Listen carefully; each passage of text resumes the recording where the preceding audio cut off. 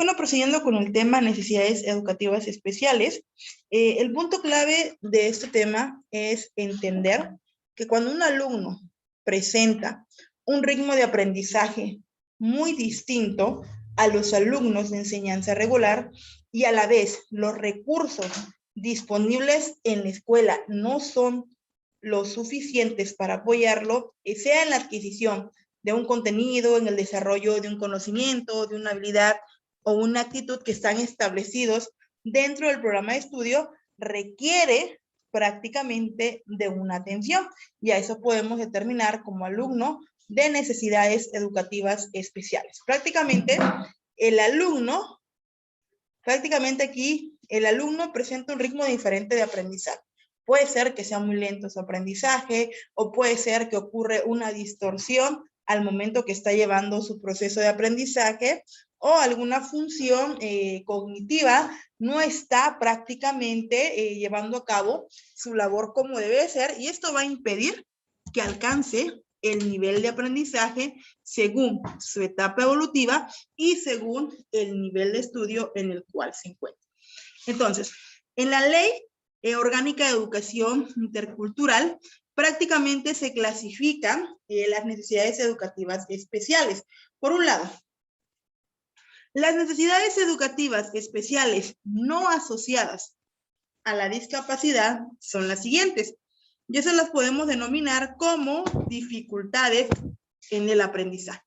Entre ellas está dislexia, discalculia, disortografía, disgrafía, disfasia, trastorno de déficit de atención, hiperactividad, trastornos del comportamiento. Eso ya es no asociado a una discapacidad.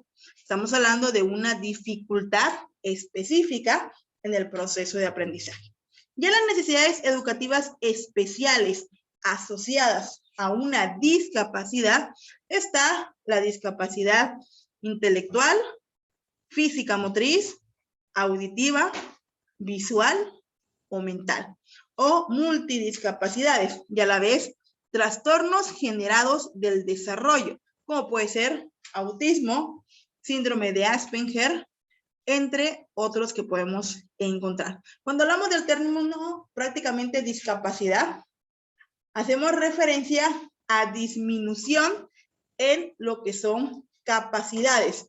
Por ejemplo, si la vista no me funciona bien, voy a tener una disminución en la capacidad para poder aprender. Entonces, hablamos de disminución, alguna situación que impida que mis capacidades puedan llegar a ser desarrolladas. Vamos a ir entendiendo estos aspectos. Dificultades en el aprendizaje. Vamos a encontrar la dislexia, síndrome que afecta la identificación y memorización de letras o grupo de letras, falta de orden y ritmo en la colocación y mala estructuración de las frases, afectando tanto la lectura como la escritura. Prácticamente pierden sentido o no tiene una lógica lo que se está leyendo o lo que se está escribiendo. Disgrafía es un trastorno específico de aprendizaje que afecta a la forma o el significado y es de tipo funcional. Se presenta en niñas o niños con capacidad intelectual normal, con adecuada estimulación ambiental y sin trastornos neurológicos, sensoriales, motrices o afectivos intensos. Estamos hablando que aquí, en la disgrafía, hay una mala caligrafía que no llega a ser comprendida. Las letras se escriben o se deforman al momento de ser plasmado y por lo tanto pierde el significado. Disortografía, dificultad específica en el aprendizaje de las formas ortográficas. Afecta la palabra, no su trazado.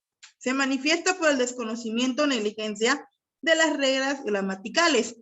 Olvido y confusión en los artículos y pequeñas palabras. Okay. Se nos dificulta acentuar las palabras y al momento de no acentuarlas, las podemos prácticamente pronunciar de manera incorrecta. Ahora bien, si nos vamos con necesidades educativas especiales asociadas a la discapacidad, vamos a encontrar la llamada discapacidad auditiva, que es la pérdida o limitación para la capacidad de escuchar.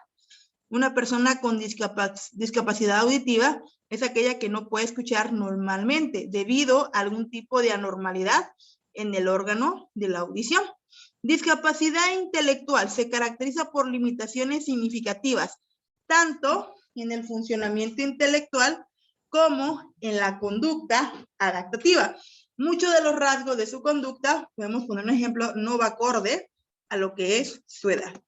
Trastorno autista. Un niño, niña o adolescente autista le cuesta asumir su propio ser e identificar a los demás. Su contacto con otros llega a ser nulo. Puede presentar conductas agresivas, incluso hacia sí mismo. No tiene desarrollado la empatía, no hay una socialización, prácticamente está encerrado en su propio mundo. Discapacidad visual es la carencia o disminución de la visión, bien por causas congénitas o por causas adquiridas. Estamos hablando de puede ser una ceguera parcial o una ceguera total. Discapacidad física motriz. Malformaciones del sistema óseo, incluye malformaciones que afectan a los huesos y las articulaciones. No tenemos una coordinación en lo que es el movimiento de nuestras manos. Recordemos que nosotros tenemos funciones motrices que van relacionadas a lo fino, como es los dedos, y funciones motoras gruesas, que es el cuerpo, las otras partes del cuerpo. Bueno, enfermedades degenerativas del sistema neuromuscular, debilitamiento y degeneración progresiva de los músculos voluntarios, lesiones medulares, en otros casos, alteraciones cerebrales producidos en la etapa pre, peri o postnatal, hasta los 3 años. Se denomina parálisis cerebral infantil. Entonces, cuando existe una discapacidad o una necesidad educativa asociada a una discapacidad, se presentan estos ejemplos: discapacidad auditiva, discapacidad intelectual, trastorno de autismo, discapacidad visual.